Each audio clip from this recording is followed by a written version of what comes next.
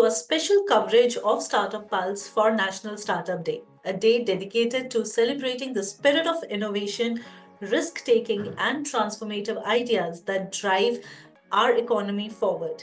In honor of this occasion, we are spotlighting the emerging ventures across various industries and learning about the stories behind their success and their journey. Today, we turn our attention to the fascinating domain of travel tech and the role of startup play in reshaping how people connect, explore, and move around the world. Airbound is a travel tech platform revolutionizing how we experience air travel or say logistics planning to touchdown by leveraging cutting edge solution and a customer centric approach. They aim to simplify everything. Meet Naman Pushp, the visionary founder at the helm of Airbound. Hello, Naman. Hey Pratik, thanks so much for having me here. Yeah, it's great I to have think this it's a opportunity. it's a pleasure, and I'm really looking forward to our conversation because I got a chance to read something about you, and this really fascinates and really want to delve further. I understand that you've completed your diploma in 2022. However, Airbound was something that got incepted 2 years before, in the year 2020. And all these designing of drones is something that you had started working there during your high school only. Let me know Yeah, if this information is correct. no, yeah, that's absolutely correct. I think I mean, starting in 2020, that was like peak COVID. COVID was like I think an interesting time for a lot of people. I think you could see like a lot of extremes of experiences. I was in a lucky position where I was like very introverted, so like lockdown was just I was on my own, I was doing things, I had a bunch of free time, and I was like, I really want to use this free time to my best ability, right? Like I don't want to sit and like watch another season of Suits. Right, so that was there were a lot of communities of people trying to do good, right? Like a lot of engineers really came together during COVID, and I think that was, you could see a lot of amazing innovation there, and I really wanted to be a part of that. So I tried to get myself involved in a lot of these communities, see how I could help out with projects. That's what I was really trying to do, just like help out with different projects, because I was just like, yeah, it's I'm still in high school, I'm still figuring things out, there's not much I can really do here. Let's see whatever little I can contribute. I think after seeing more and more of these projects, somehow that gave me a bit of confidence that like, hey, maybe I can try something out. Maybe the same way I help people out and other people were helping them out, some people will help me out. Right, and maybe, just maybe, I can create something that can grow to be bigger than just a random high school project, right? Which, I mean, I'd done a couple of them before. I didn't want to do something like that again, because it's a nice story, but in the end, they don't usually amount to much, right? It's really hard to build that out into something where you're actually doing stuff beyond just it looking good on like a newspaper. Um, so that was there. I got really excited about the drone delivery space when I got to see this company called Zipline. So I got to see their drones being used for a lot of delivery applications in the medical sector. So they were saving lives with their drones. They were improving accessibility with their drones. They were really doing deliveries to areas where road networks were not there, right? That normal kind of delivery access was not there. That's what got me really excited, where I realized that, oh my God, this is exciting, right? Like, with if you don't need to build out all of this infrastructure like roads and all to create delivery networks, you don't need those kinds of densities, then drones can improve accessibility significantly, right? Imagine a world where you can get in a small village the same kind of access, the same kind of resources that you get in a city like Bangalore, in a city like Mumbai. Right, that's what got me really excited about this, and I wanted to work on it. So I thought Zipline was doing great work, but I think what bothered me a lot about this system is that while they didn't need roads, they still needed a lot of infrastructure. They needed to build out these very complicated launch mechanisms, bungee cord systems for landing and all, because they were essentially working with like a miniature plane. And my take at the time, as someone who knew nothing about drones, is that it's just a drone. Like, why can't it just take off and land vertically? Right? Turns out there's a lot of very good reasons for that, right? In the end, you're basically trying to, when you're looking at the delivery space, you're trying to build out aircraft which fly efficiently. And your typical like DJI style drones, they don't do that flight really well. But that got me down a lot of rabbit holes. I realized that like, oh, there's this whole field called VTOL. There's different ways you can transition between flight modes. There are ways that you can get that efficiency while still taking off and landing vertically.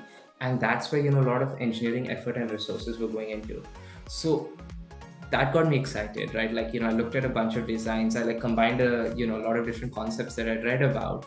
I saw, this whole tail sitter model where an aircraft can just take off like a rocket and then the whole thing rotates and then it flies forward. That was really exciting. So there's a lot of really cool tech in the space that I was super excited to work on. And I'm like, this is kind of, it's coming together. It makes sense, right? Like this aircraft seems to be more efficient, and all. And so that was there. I did this at a hackathon. I got, $500 grant. So this was like 6 months in, I got a $500 grant, and I was like, oh my God, this is such a huge amount of money. Right. And I decided, I was gonna build out the first prototype with that. I did actually build it out. Unfortunately, the prototype never flew. It had a total airtime of about a quarter of a second. Okay. But that was there. Like it really started out as a project. It was something that I really wanted to build. I never set out with the intention to create a company. But eventually it grew into that. And that's where we are today. Great. And how about the support from, say, from family or say from friends? Because I'm sure while you had a very clear vision, what I can understand, that you wanted to achieve, how did others join the overall vision that you had in your mind? Yeah, no, definitely. I think I made the mistake. I don't know if it was a mistake or not, but I told my parents very early on, right, like less than a year into this, that if this goes well, I probably don't want to go to college, and it turned out, exactly as anyone would expect. Right, it was the whole thing, but I think the good thing is that, like, in the end, like, the reason that any parent would not be okay with that is because they're concerned about your future. And it was the same story with my parents. And so over time, they've kind of come around to it. I think the good thing is that we were able to hit a lot of key milestones, hit a lot of key success metrics with Airbound before, I graduated. So that they also had that confidence of like, hey, this is something that he can actually do. He's actually able to figure out. So in that sense, I would say, my parents have quite quickly become very supportive in the journey, right? They really like to help out in any way that they can, but I think for me, and they've also grown to accept this, that a big part of the journey is learning, right? And so a big part of it is that they kind of have to let go, let me do my own thing, watch me make my own mistakes, because you can't learn to run if you don't know how to fall, right? Sure. And I'm sure they would be very much convinced from your passion also. And we've seen in Three Idiots also that finally parents do realize where the passion lies. And I'm sure the success is bound to happen once that passion and dedication is there. With all these factors, Naman, I also understand that when a person starts with a startup or a product is there in the mind, there are a couple of other roadblocks or say challenges. One is definitely market validation, where you saw that one of the organization was already doing it, and the kind of the pointers that you gauged from them and ensure that you catered that. Another major impact is funding. While you said that people were giving money, but I'm sure that in journey to ensure that you had access to that kind of funding would not have been as easy, or how was it for you? Yeah, definitely. I mean, I think the funding environment has improved dramatically. Honestly, if Airbound started just 2 years earlier, I don't know if it like would have ever made it off the ground, right? Because I mean, in the end, the guys that first backed us, they gave me a VC check when I was 16, and I honestly, like, I can't think of anyone else who would do that, right? Like, and the fund that backed us, Grad Capital, they started in 2020. They started the same year that Airbound began, and so if Airbound began just a couple of years earlier, they wouldn't have existed. And I don't know if anyone else like would have made as bold of a bet, right? Like, I think the first investor is always making the craziest bet, because at least after that, people have confidence that, like, okay, he's built out something, he's done this, right? Like, other people have taken a bet on him. This was just like, me with some crazy simulation numbers and some wild ideas and all, as like this kid in high school that's still doing school alongside this, being like, yes, give me money, I will give you a return on capital. So that was there. It was definitely crazy. I think honestly, looking back, I do appreciate how rare it was. I think the lucky thing is that it wasn't hard. I think we did luck out into a lot of like really great opportunities. really early on. I think we found the right people, and so we didn't have a very difficult time getting capital early on. I mean, obviously certain rounds are harder than others, and it's definitely not easy to get capital in this space.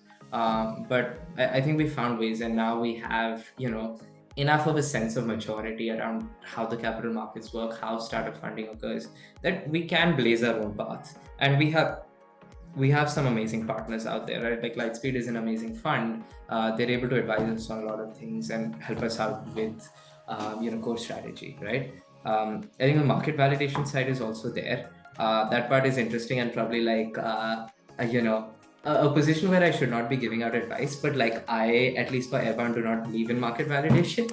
I think there's two different ways you can create a product, right? You can either create a product, and this is what most startups are like. You're creating a product that's not that difficult for someone else to make, right? Like if I make Facebook, it's not that hard for someone else to code up Facebook, right? There's no core IP in there. So the real advantage comes in execution, right? How do you understand your market? How do you give your customers exactly what they want? Because anyone else can create the product you've created. Right, with Airbound, that's absolutely not the case, right? We are working in a commodity market. We're trying to dramatically reduce costs, right? The point is, if I can make, you know 1 rupee per kilometer deliveries or 10 paise per kilometer deliveries possible, right? I don't need to sell my product, right? My product sells itself. That's what everybody is demanding, right? You win on cost in a sector like delivery, you just win. And so my core focus is getting to this price point, getting to these unit economics is really, really difficult. So what I should be spending my, like, sleepless nights thinking about is, how do I get the tech to this point? Because if I can get the tech to this point, and trust me, people have tried, nobody's been able to. But if I can get the tech there, then the market is wide open for me. True. And I think in the delivery space, it all comes down to the kind of cost that you are able to offer in terms of Yes. per kilometer, be it in your rural areas or in your urban areas. That's the most important KPI that people are looking forward to. Absolutely, absolutely, right. And that's a core KPI that we're focused on, right? What we realized is that with drones, through innovation, through improving the tech, you can dramatically reduce this cost, which is not possible with traditional methods of delivery. And it's both a blessing and a curse, because your unit economics can be anything. The thing is, right now, like, your gold standard is going to be a Zomato, Swiggy drivers, right? That is how last mile delivery operates. And these guys are at a cost of about 10 rupees per kilometer. The thing is, most drone delivery services have an operating cost of about 90 to 100 rupees per kilometer, right? That model doesn't work. That's too big of a gap to bridge. What we're looking at is day zero unit economics of 3 to 4 rupees per kilometer, right? So starting out, as soon as you hit the market, you are better than any other form of delivery. And as this product scales, as we improve the hardware, right, we have a roadmap for how we can get all the way down to 10 paise per kilometer, right? So I really want to get to a point where you're enabling sub 1 rupee deliveries, which is genuinely unthinkable today. That's great. And how I see the delivery market with the drones, you have mentioned the cost as the big KPI. Apart from that, how do you foresee the specific market to evolve in the next 5 years? Yeah, I think it's going to be quite interesting. I think a lot of this really depends on what players emerge. I think India is one of those where, if someone is able to get cost right, then I think the market has the potential to explode very quickly. I think all of the right things are in place. There is a lot of demand for this. Regulations are really in the right place. The government is enabling a lot of these deliveries. Right. The big challenge is that it doesn't matter how much of everything else is right. If the cost is not right, nothing else works. So I think it really comes down to, if you can get the right cost to market, then I think it's going to explode. Maybe not in the next 5 years, but I think in the next 10 years, you can see a future where, delivery drones are just a commonplace thing, right? And you can see a bunch of drones flying, over your head, doing deliveries everywhere. But if the cost's not right, like, you're not going to see a single drone. Yeah, I'm sure, and I agree to this point. It will be really interesting times going forward for this specific market. And Naman, as we are concluding our conversation, I would quickly move to the rapid fire questions just to understand how Indian thinks. I would just expect a quick answer, precise one from you.